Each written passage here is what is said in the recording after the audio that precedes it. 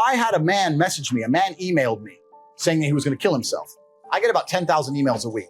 I don't answer all of them, but I answer some of them. This guy, his email was so short that I believed him. Subject was, I'm going to kill myself. And the thing is, I know you won't reply. I'm going to kill myself. I don't know what to do. That was the email. And I sat there and said, listen, my friend, I get a lot of emails. I don't know how serious you are. I want you to make me a promise. I'm going to guess that you're not in the best physical condition you could be in. I want you to make me a promise that you're going to get six-pack first and send me a picture of you with a six-pack. If you still feel like killing yourself after that, I don't know you. I can't tell you what to do. But I want you to get a six-pack first. He emailed me back. We started going back and forth, etc., etc. I convinced him to get the gym. I said, get a six-pack, see how you feel. If you still feel like killing yourself, then I'm not telling you to kill yourself. I'm telling you that's what I would recommend. Started training. By the time he started sending me physique updates of him in a better condition, he started sending me huge emails of apology and thank you, saying, you saved my life. I can't believe I was thinking of killing myself. You can't believe he changed.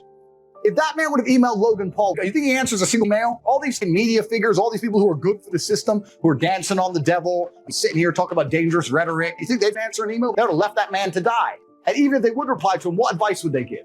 Go take antidepressants to watch my YouTube. They have no value to give a guy because they've never had a life of actual genuine struggle.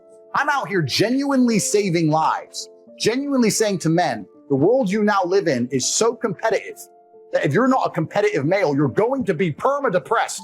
You don't have a mental disease. You're just in a competitive environment and you are losing. You need to become a competitive person. There's no easy way. It's going to be hard. It's going to suck. But if you get to top G, the name, if you get there, it's a life worth living.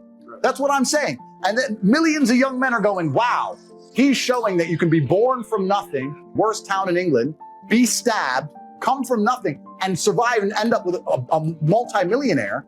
Maybe I can do it if I work hard and I'm diligent and I try hard and I'm really giving hope to the world. And then they delete me. Then they put up a new thing about men's mental health saying which pill they should take. And then they put James Charles for him on the algorithm. It's genuinely criminal. I understand you say that, or have said, that depression isn't real. Why are there then over 700,000 suicides a year? Because they believe in depression. I think that when you believe in things, you give them power. It's amazing how you can self-hypnotize. I'm not saying feeling depressed is not real. Everyone feels depressed. I'm saying the idea of depression as something you cannot control is a dangerous idea and paradigm. The reason so many people are committing suicide is because the Matrix is telling you that if you feel depressed, you cannot fix it. They tell you that depression is a disease that you can catch from the sky no matter how fantastic your life is, and you have no control over it. And I argue that absolutely. The reason the Matrix wants you depressed and sad is because when that happens, you are selfish. If you're depressed and sad, you only care about yourself. You don't care about your community or your family. You don't care about the world. You do not stand up for anything. You'll accept any amount of garbage they want to give you, any Matrix slave mind programming, because you're too busy being sad to resist. This is why they tell you that when you are depressed, it is a disease. It is not a disease. You're depressed because your reality is depressing. The truth is, if I lived the reality that most of these depressed people live, I'd be depressed. Your reality is depressing. You wake up, your wife doesn't love you, your kids don't respect you, there's no milk in the fridge, and you're almost dead. Of course you're depressed. You're running out of time. You never had any fun or adventure. Andrew Tate's out here with all his supercars, living the life. We're here in Dubai doing a podcast. You're a brokey. Of course you're depressed. That's because your reality is depressing you. The depression is something deep in your heart and soul telling you that you need to change things. That is the unlimited trauma, the power I was talking about earlier that you can take all of that depression and convert it into unlimited energy to fix your life.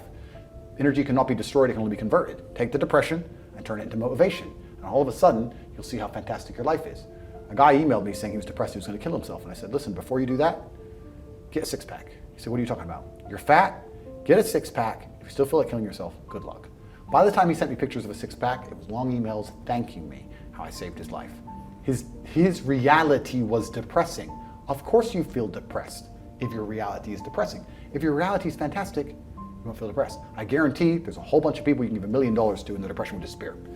The argument against that is why the famous people kill themselves, which I'm about to answer in a second. And the answer to that is actually going into the broader point that the way the Matrix teaches about depression, they're trying to teach you to be helpless. They're teaching you that you cannot fight against it unless you take pharmaceutical drugs. And I say that it is not real in that paradigm, and that believing that is the case is going to destroy you. Having no hope will prevent you from fighting back. They're telling you it's hopeless, and it is not. If you do not believe in depression, like I do not believe in depression, no matter what bad things happen to me and how bad and depressed I feel, I know I can fix it. That will make me fight harder than if I believe I cannot fix it. The The reason that rich people kill themselves is because they buy into this paradigm completely. They go to a therapist and the therapist says, you have depression. It's not your fault. It's a disease that nobody can fix and I can't help and nobody can help. Then they give them a bunch of mind-altering drugs. Then they sit them there in therapy to talk about all the bad thing that's ever happened to them. Let me tell you something. If someone told me and I couldn't help it no matter what I did about my life, gave me a bunch of mind-altering drugs and then sat me down to repeat all the bad that happened to me for hours and hours a day, I'd kill myself. There gets to a point where it just ain't worth breathing anymore if you're gonna believe in that bollocks. But if you wake up and go, you know what? They're saying this is a disease, but I don't accept that paradigm. I don't believe in it. I believe that I can fix this myself. I believe if I change my reality and create an experience of life that I am absolutely and utterly satisfied by, I will no longer feel depressed. You will cure most of your own problems. Take two men, put them in two individual haunted houses. Haunted houses. One believes in ghosts, one doesn't. There's a loud noise in the night. The one who believes in ghosts wakes up and is paranoid, is afraid, can't sleep, is sitting in the corner of the room shaking. The one who doesn't believe in ghosts goes back to sleep. It is the belief in the ghost which punishes him, not the ghost itself. If you do not believe in depression, you can never be depressed.